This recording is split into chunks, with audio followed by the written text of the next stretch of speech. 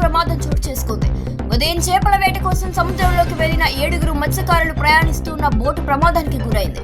ఈ ప్రమాదంలో 2 మత్స్యకారులు తీవ్రంగా గాయపడగా అక్కడే ఉన్న తోటి మత్స్యకారులు వెంటనే స్పందించి వారిని సురక్షితంగా ఒడ్డుకు తీసుకొచ్చారు. అనంతరం చికిత్స నిమిత్తం సమీపంలోని ఆసుపత్రికి తరలించారు. ప్రస్తుతం గాయపడిన మత్స్యకారులు వైద్యుల పర్యవేక్షణలో చికిత్స పొందుతున్నట్లు కూడా సమాచారం. ప్రమాదానికి గల కారణాలు ఇంకా పూర్తిగా తెలియరాలేదు.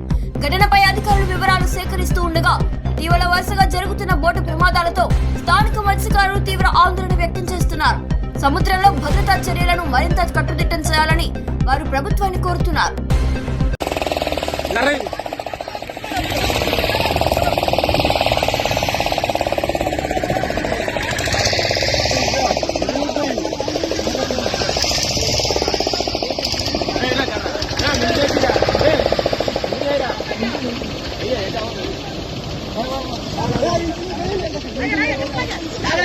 Ayo,